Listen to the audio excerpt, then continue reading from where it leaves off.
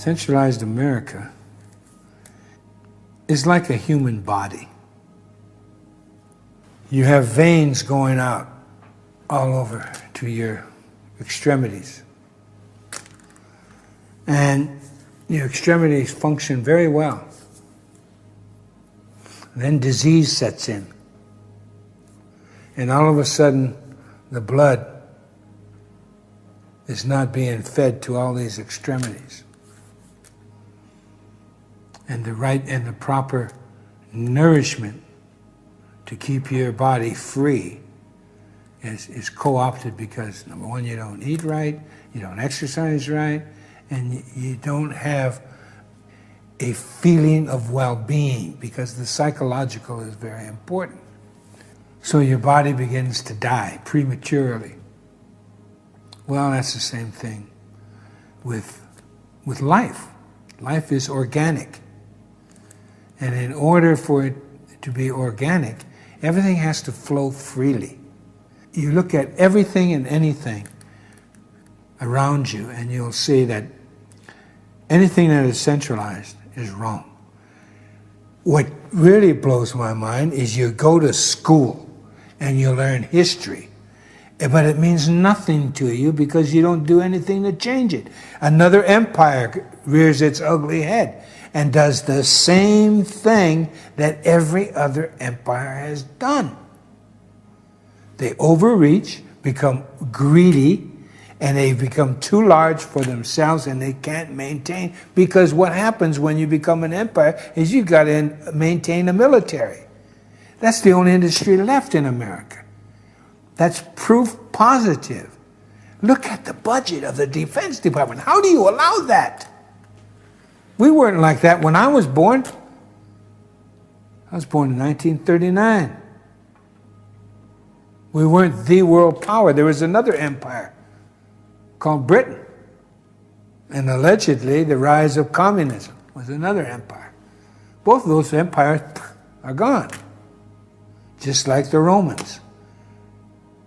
Just like the Egyptians, the Ming Dynasty, Kublai Khan. On and on and on throughout history, the same mistakes over and over and over again. When I was growing up, it was a more libertarian society on its way to extinction, but still it was libertarian. Children were safe.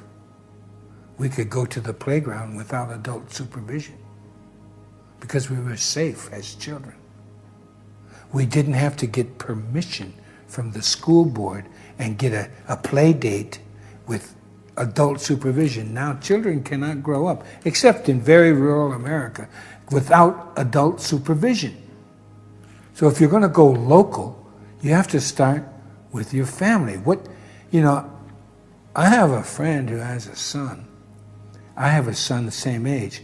I was visiting in California, and they wanted to go to ride the Ferris wheel at Santa Monica Wharf, and it was just a little ways away, about a half a mile. And I said, "Go ahead, son." And my friend almost had a fit because his son was going to go alone with my son to go to a wharf. That's fear. A society of fear.